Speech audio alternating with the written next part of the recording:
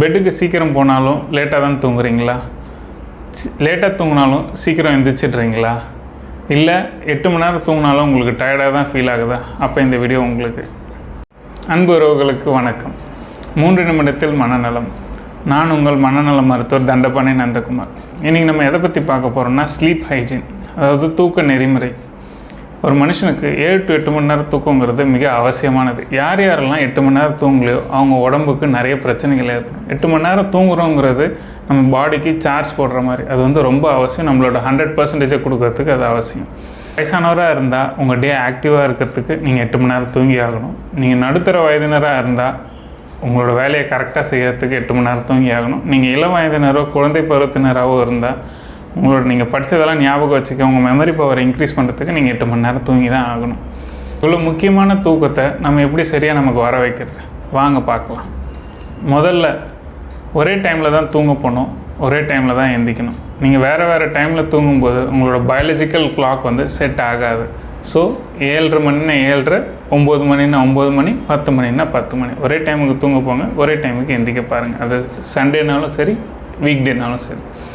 ரெண்டாவது, தூங்குகிற ரூம் இருட்டாக இருக்கணும், சத்தம் இல்லாமல் இருக்கணும். அது ரொம்ப முக்கியம். சத்தம் கேட்டுகிட்டே இருந்தால் நமக்கு பீஸ்ஃபுல்லாக தூங்க முடியாது.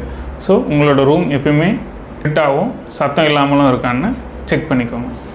மூணாவது, டெய்லி 45 நிமிஷத்துலேருந்து 1 மணி நேரம் வரைக்கும் உடற்பயிற்சி அவசியம். நீங்கள் எக்ஸசைஸ் பண்ண உங்கள் பாடி டயர்ட் ஆகும். நீங்கள் உங்கள் பாடி டயர்ட் ஆக உங்களுக்கு நல்ல தூக்கம் வரும். அதே மாதிரி 4 மணி 5 மணிக்கு மேலே டீ, காஃபி அந்த மாதிரியோ இல்லை பெப்சி, கோக் போன பெவரேஜஸ் ட்ரிங்க் குடிக்கக்கூடாது. ஏன்னா அதில் கெஃபைன் இருக்குது. கெஃபைன் நம்ம தூக்கத்தை கெடுக்கும். இதை முற்றிலுமே தவிர்க்கிறது பெட்டர்.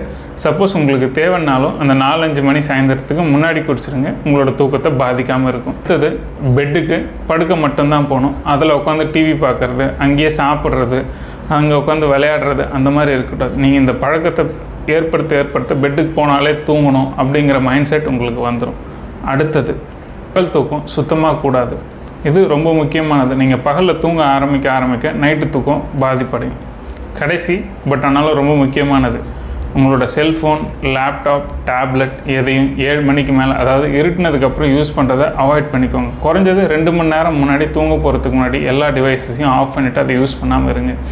ஏன்னா இதுலேருந்து எமிட் ஆகிற ப்ளூ லைட் நம்மளோட தூக்கத்தை டெஃபினட்டாக கெடுக்கும். So mobile phone, laptop, tablet எல்லாம் தூங்குறதுக்கு 2 மணி நேரம் முன்னாடி யூஸ் பண்ணாதீங்க.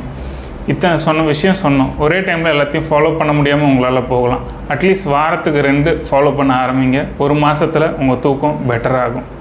உங்கள் மனசுக்கு மகிழ்ச்சியாக வச்சுக்க என்னால் முடிஞ்ச 3 நிமிஷத்தில் நான் சொல்லி கொடுத்துட்டேன். இனி ஃபாலோ பண்ண வேண்டியது உங்களோட கடமை.